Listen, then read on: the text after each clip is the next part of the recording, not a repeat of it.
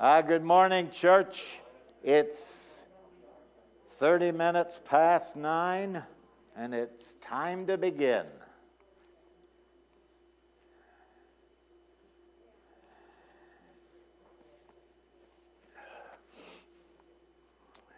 We've been studying the time of the judges. There was a time when Israel had no king and everybody did what they wanted to do. Everybody was their own king, their own self-appointed ruler. God made a covenant with Israel, and he wouldn't break it. It's like Jeremiah says of God to the people, I have loved you with an everlasting love. But sometimes, a lot of the time, Israel didn't return his love. So, welcome everyone to our Bible study here at Mountain View Church of Christ, 1080 East LaSalle Street here in beautiful Colorado Springs, Colorado. And the weather for the most part has been rather nice, don't you think? But snow is a-coming. But I hope it doesn't come to our neck of the woods or on my street, and more, in particular, my driveway. Because we bought a house on the not sunny side of the street. Nobody told us about that. Hey, Larry, is your house on the sunny side of the street? All right, so no snowblower required. If you're watching on Zoom or on YouTube, welcome to everyone. We're so glad you're here. We will be in the 9th chapter of the book of Judges. And the man is Abimelech. I'm going to do a little bit of recap, just to fill in the blanks. Of course, we still have social distancing here at the building, and masks are required for everyone. I'm praying for the end of that. But we have to do it because right now cases are rising in the state of Colorado and in particular in El Paso County. The man who dared to be king, how dare he? There's 57 verses here, Don, and that's a lot. So I'm going to have to go lickety-split to get there before the second bell. Did you catch anything, shoot anything, kill anything? Nothing. I got everything Everything you wanted. I got. Yep. I told a lot of other people, help them fill their tags. Good man, good man. So, Yeah, it was good. we've still got, Larry and Sharon just can't stay away from Colorado Springs, and we're glad they're here. They'll be going back this week sometime, and we pray safe journeys to you, and that the weather will be kind, and I know we'll see you from time to time, but it's always good to see you here. So, now, this is just to remind you where the judges ruled. Now, I have a little bit of a objection here for including Abimelech as one of the judges. I don't think he deserves to be a judge. He was the worst of all on that list. He was ruthless. He was merciless. And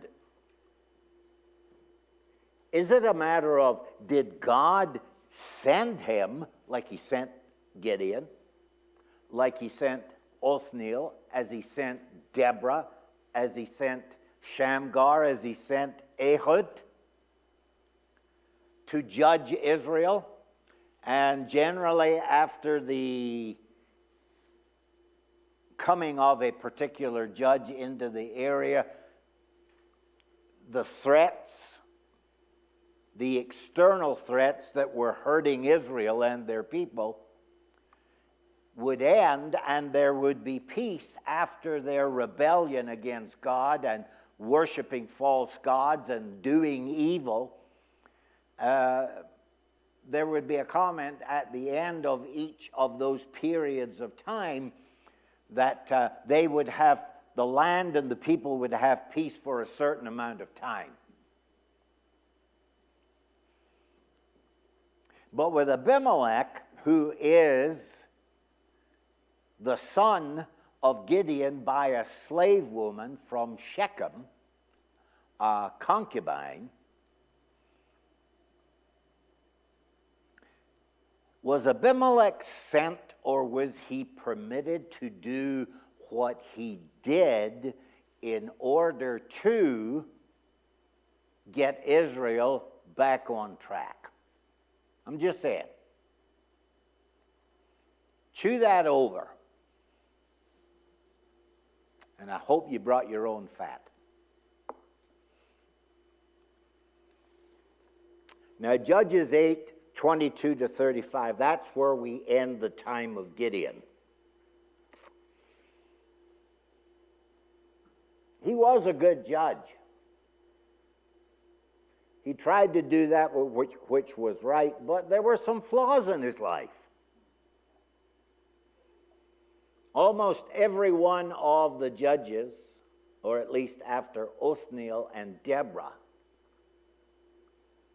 all seemed to have something there. Gideon was asked to become their king in those latter verses of chapter 8. Then the men of Israel said to Gideon, "Rule over us both, you and your son." What an offer! What a compliment! You, your son, your grandsons, for you have delivered us from the hand of Midian. The Midianites was their big problem, along with the Amalekites and the Ishmaelites and all the otherites. For you have delivered us. You have saved us. Like Joshua, the name Joshua. Yeshua, Jesus. His name is Yeshua, Jesus, Savior. But Gideon said to them, "I will not rule over you, nor shall my son rule over you." And I like this bit. "The Lord shall rule over you." God shall be king. God is king. So Gideon, he lives out his days away from Shechem at a place called Ophrah. That was his domicile. And he says in verses 24 to 26, "Oh, I don't want to be king, but I do have, Ralph, but one request." You know, when there's always a but in the sentence, watch out. "But I have this one request." Gideon was the man who didn't want to be the king. He's the man who saved Israel from Midian. He's the man who says, "I don't want the crown. I don't want that kind of responsibility. Let God be the ruler over you." And then he does say, as I said, that one request. What was that request? "Give me an earring from the plunder you've collected from the fallen enemy." for they were all Ishmaelites, and apparently they like to wear earrings and that kind of stuff. And he still wants more. He wants all the dangly stuff off the camels. Quickly, he claims the lion's share. He doesn't want to be king, but he wants something to show for his effort.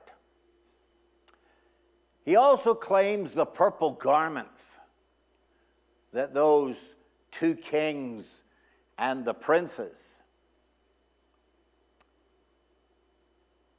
He then goes and does something really stupid. He sets up a worship center complete with a divine image of a golden ephod. An ephod was a linen garment that most priests would wear to go into a temple or to the tabernacle, or later on when Solomon built the first fixed temple. And the high priest would also have underneath his, or on top of his linen ephod, another ephod, if you will, that was purple and red, and it had gold interweaved, and it would be quite heavy. It would almost be like a Kevlar vest. And on front of that would be the 12 stones to represent the 12 tribes of Israel. So he sets up a worship center. Did he know how it would all play out? He now has all the trappings of a king without claiming or taking kingship. He also sets up for himself, as they did back in those days, a large harem and fathers at least 70 sons, and one by a concubine from Shechem.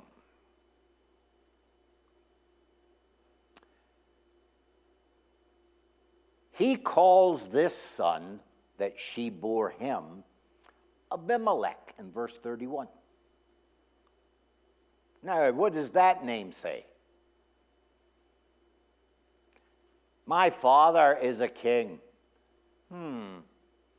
I don't want to be king, but he calls that child, that extra son. He has 70 sons that he has fathered through his harem, his other wives, but this one is called Abimelech, meaning my father is king. That name and that son will fuel what happens in the next 57 verses of Judges chapter 9. Nowhere except it will say in chapter 9 that Abimelech, when he becomes king, he rules, this is verse 22 of chapter 9, Abimelech ruled over Israel 3 years. Was it as a judge? Or was it more like a despot, a tyrant, and a bad kind of king? We always say, who was the first king of Israel? We always say Saul, don't we? This is the forerunner. And it didn't go well. So, Abimelech is the man who dared to be a king. Gideon, Israel, they overcome Midian. He has 70 sons, and there was peace in the land for 40 years. And then, well, all men die. Gideon dies. What happens when Gideon dies? Gideon, the judge, is dead. And both God and Gideon are soon forgotten. You know, that sounds like the same record that's being played every time a judge comes, helps them with their problems, gets them back on track, and then when that individual passes away or goes out of the picture, Israel goes back to their old antics. Was it in their, Alex, was it in their DNA? Had they spent too long in places like Egypt? And hadn't they learned any of the lessons of that when they failed to do exactly what God said in taking the land of Canaan? So, they didn't remember Yahweh, their God, who had rescued them from their enemies. I like that it says that.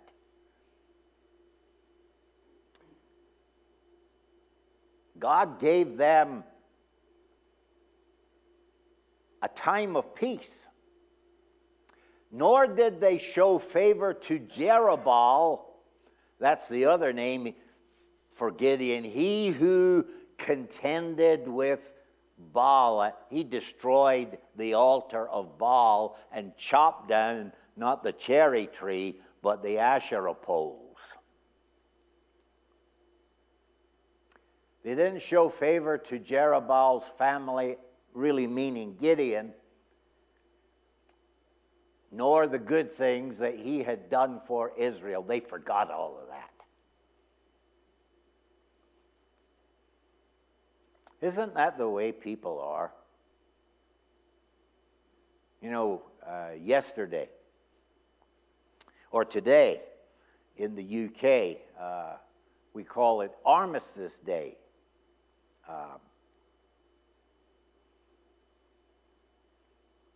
We observe Veterans Day to remember the sacrifices of lives given for freedom.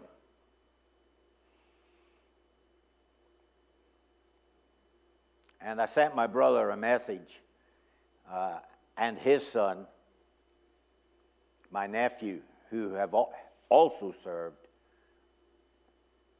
a message that says, lest we forget.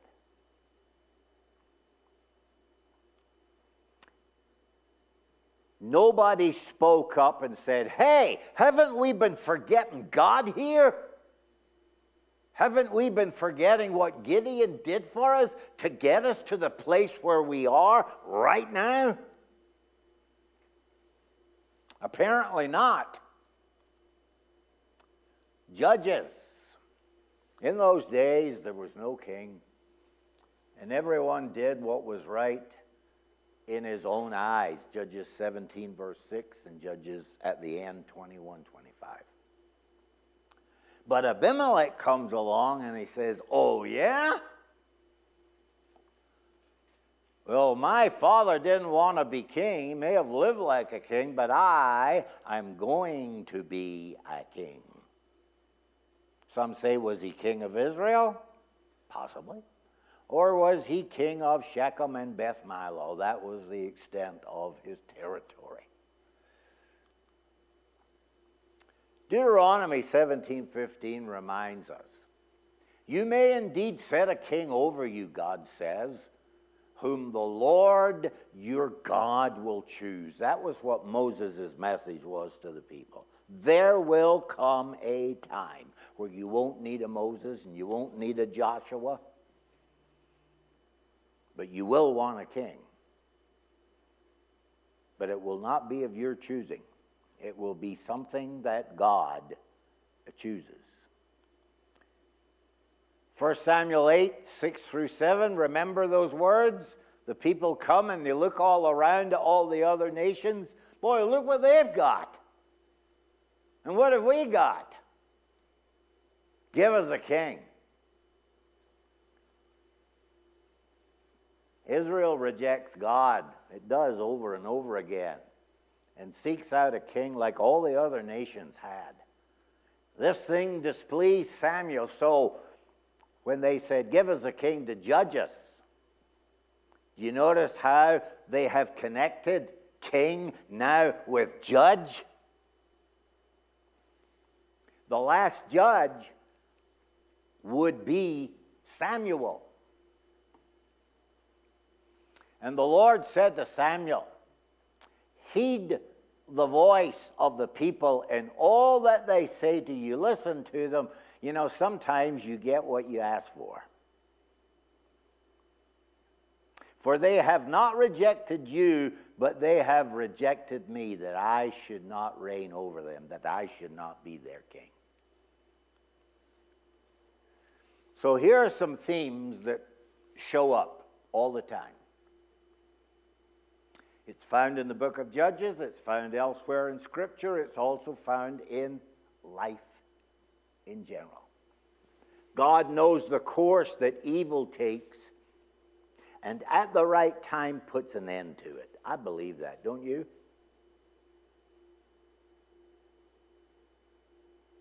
God is in control. God gives us the rulers we need to both reveal and develop our characters.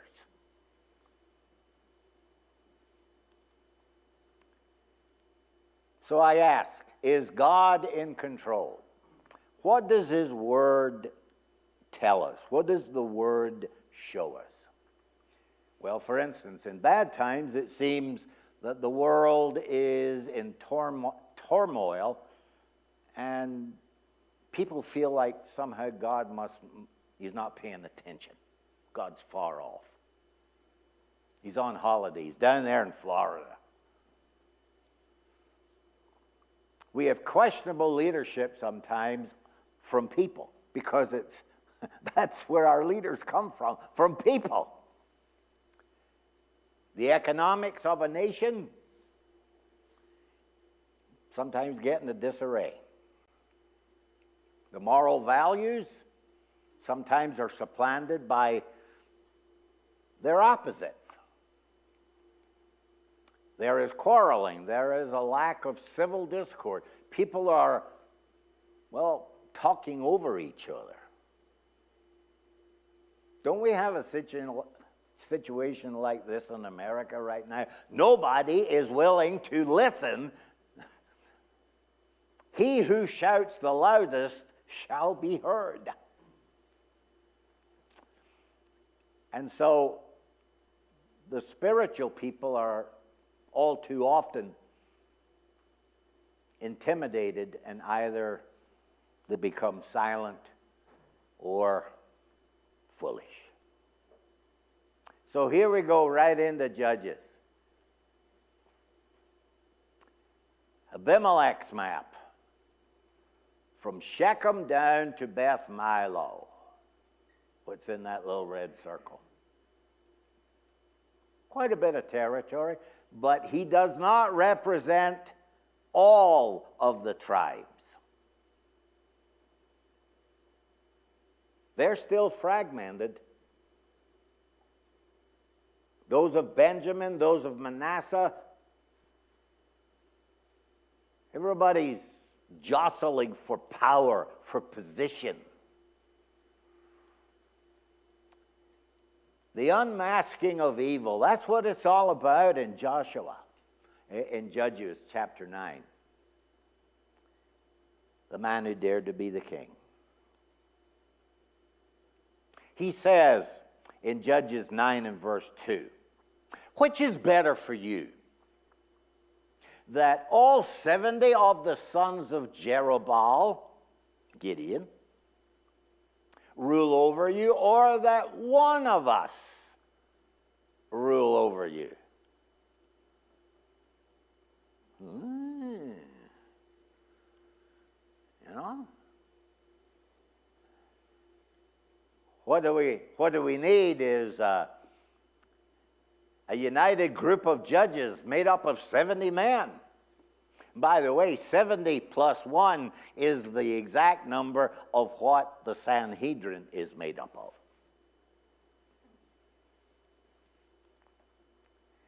Abimelech's plot really starts to thicken. As I said, Gideon had 70 sons from many wives, plus 1, the man called Abimelech. My father is a king. So, come on down just a little bit. Abimelech decides that he should be king. That's different than being a judge. What does he do? He wipes out the opposition. He kills all of his 70 brothers, except one, Jotham.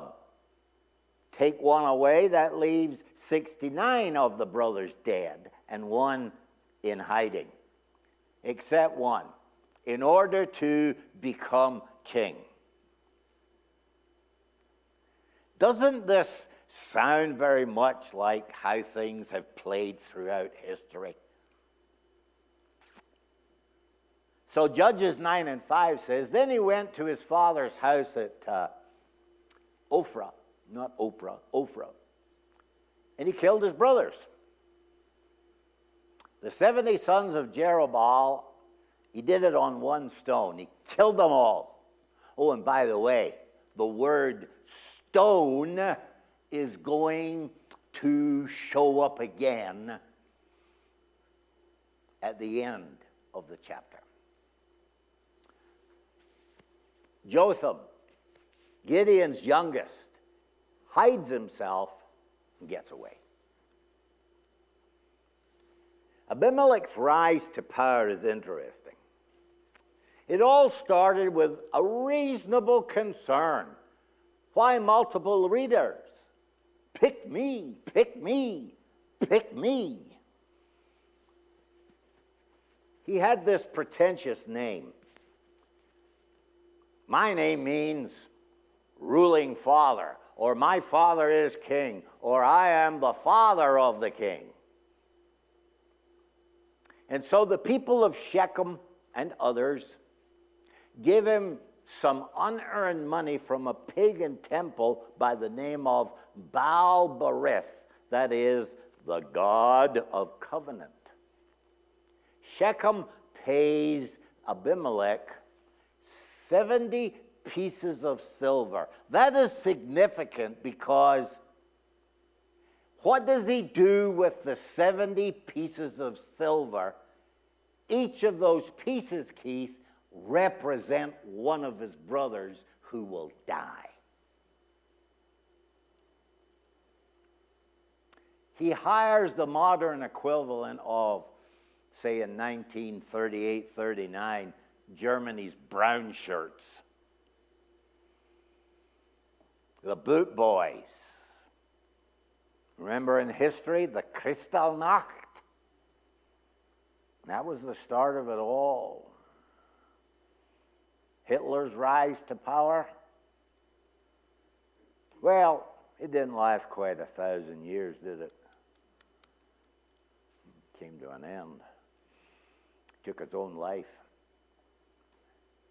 The other brothers are murdered with those 70 pieces of silver, 69 of them. Well, there's one piece of silver left, and that one has got Jotham's name on it. Number 2. Jotham, the escapee, the one who is on the run, curses Abimelech and his acolytes. Jotham is the one who hides while the killing is being done, verses 1 through 6. Look at the second point here, Deuteronomy 11 and 29. When the Lord your God has brought you into the land that you are entering to possess, you are to proclaim on Mount Gerizim the blessings, and on Mount Ebal curses. In verses 7 through 20, Jotham stands, he climbs to the top of Mount Gerizim, and he yells at the top of his lungs, all of you are going to feel the fire. You're going to get burned. It's kind of like saying you're going to burn in hell. And you'll all be consumed along with Abimelech, meaning all of you guys who have gone with him. Shechem and Beth Milo, and Abimelech.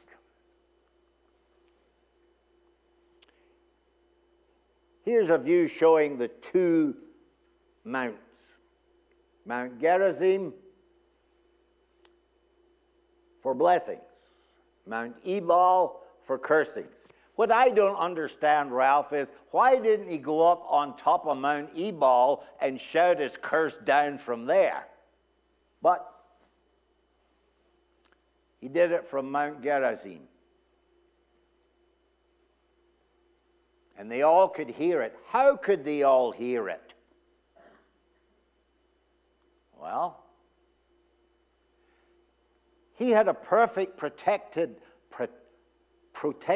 amphitheater. It was a natural amphitheater. And he shouts across from Gerizim, looking towards Ebal, and in the middle is Shechem. Verses 7 to 21.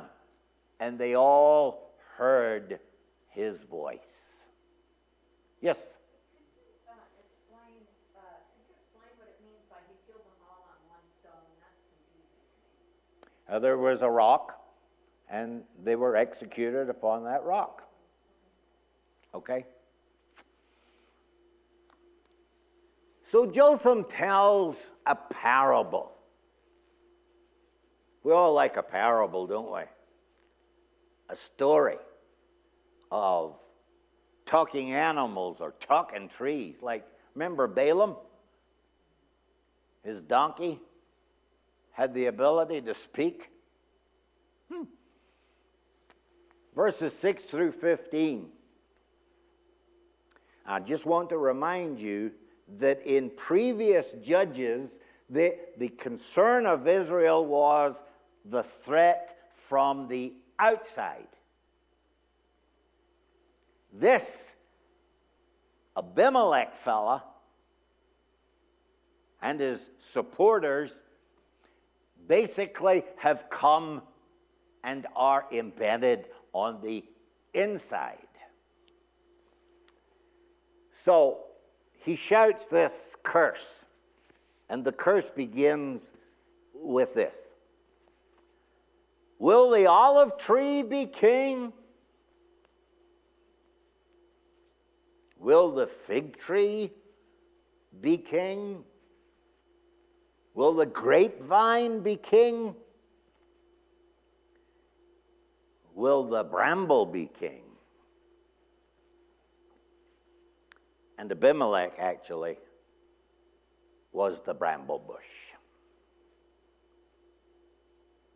They're going to get ensnared amongst the brambles. He reigns terribly, awfully, a reign of terror. He is not a good king.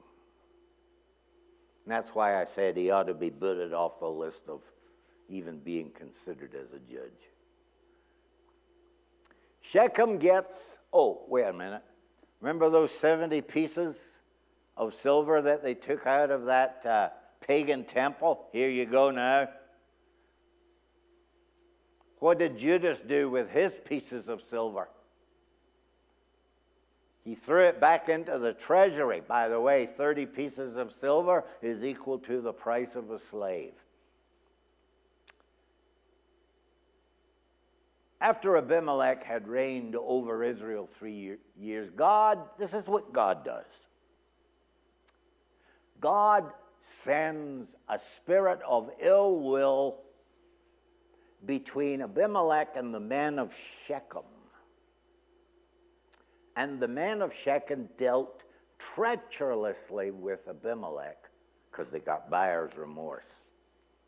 Oh, we didn't know that the 70 pieces of silver was actually signing the death warrant for Gideon's sons. Oh, we didn't know that.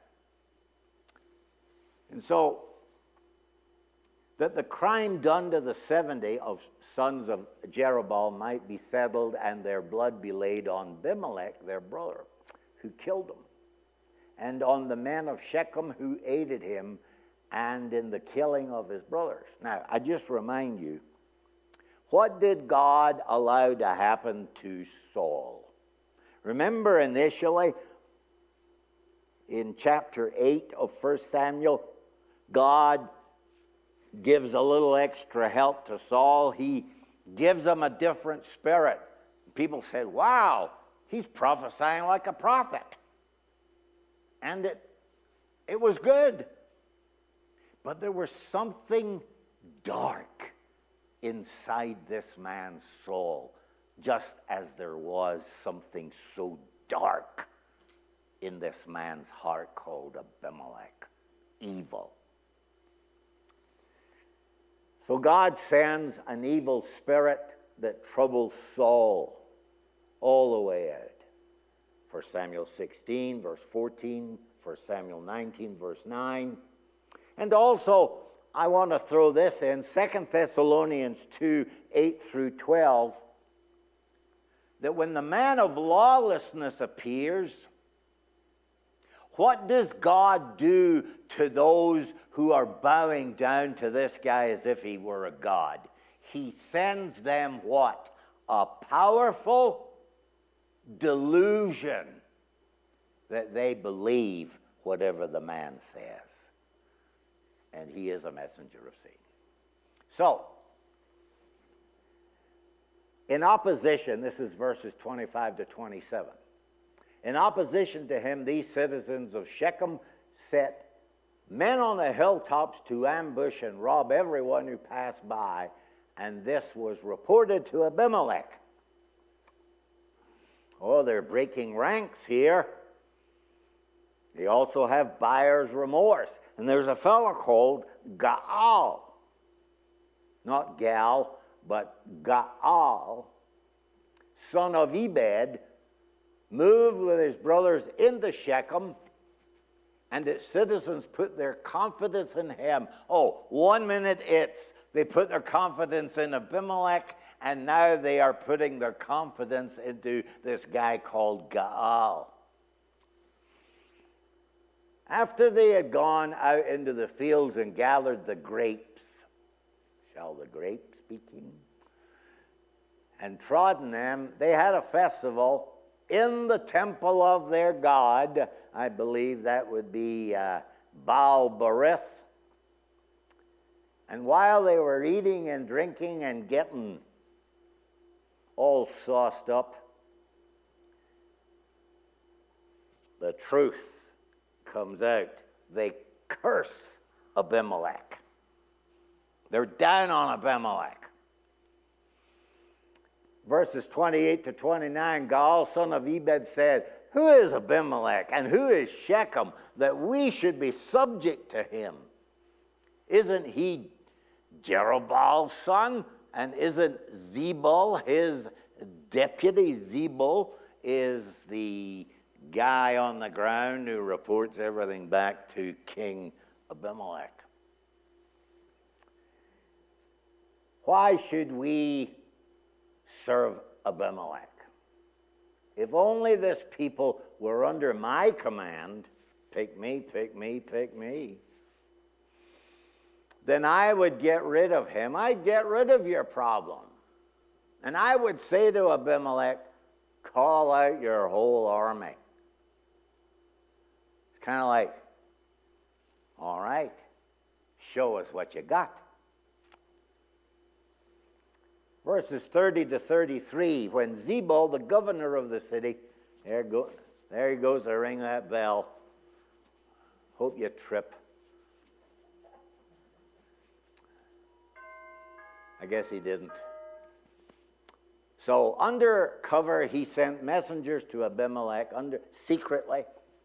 Gaal, son of Ebed, and his brothers have come to Shechem, and they're stirring up the city against you. They're fomenting stuff.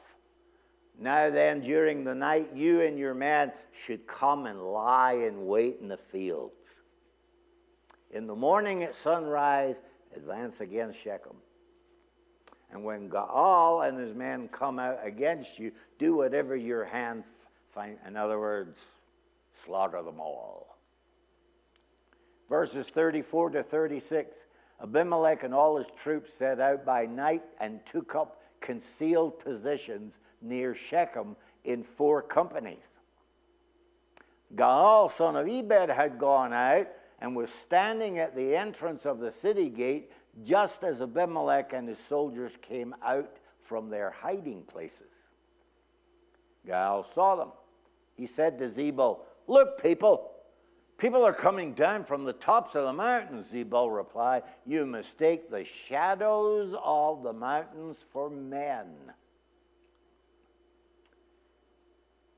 Verses 37 to 39, Gaal spoke up again. "Look, people are coming down from the center of the land, and a company is coming up from the direction of the soothsayer's tree."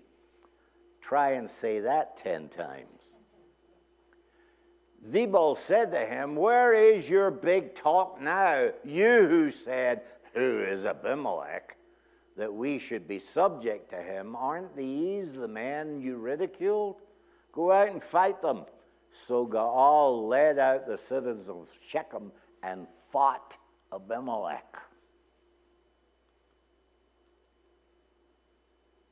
Here is Abimelech's spiral into defeat and death. After 3 years, an evil spirit between Shechem and Abimelech exists. Gaal, son of Ebed, comes to town. "Make me your leader." Abimelech was told of the traitors' plans and tricks them into fighting. He wipes out hundreds in one day. Went back to Shechem and killed even more, and burning thousands to death. He attacked those in neighboring towns. Oh, this is the good bit. Do you remember Sisera? He died by tent peg or tent peg headache death. This time, just like Deborah, just like Jael, an unnamed fiery woman, a woman with spirit, a woman with bravery, a woman who is determined, "I am going to stop this man. He is destroying us." A fiery woman throws a big chunk of a millstone, or all of it, down from above right onto his head, fatally injuring him at Thebez. Thebez, by the way, is just a little ways over from Shechem. It's mentioned in Judges 9:53 and is also repeated in 2 Samuel 11 and verse 21. Abimelech chased him, and many fell and were wounded in the fight. Thousands lost their lives. I'm going fast because I've only got 4 or 5 minutes left. So there's a tower in the city of Shechem, and he burns it. Verses 46 to 49, when Abimelech heard that they had assembled there, that's when he did the dastardly deed. Now, verses 50 to 51, Abimelech went to Thebez and besieged that city and captures it. Inside the city, however, was a strong tower to which men and women were all gathered. That's where he burned alive over 1,000 people.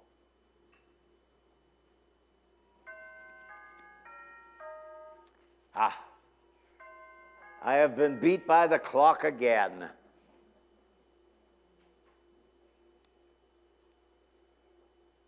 Israel, for the 3rd time, has been saved, not by a man, but by a woman. It's interesting, isn't it? There is no mention that Israel had peace for a certain amount of time. It's just we move on and we go to Jair and Tola. Next week, by the way, we will actually be talking about Samson, another or it won't be Samson, that'll be the last class in this month. It'll be Jephthah. Jephthah, a tragic hero. We'll stop there.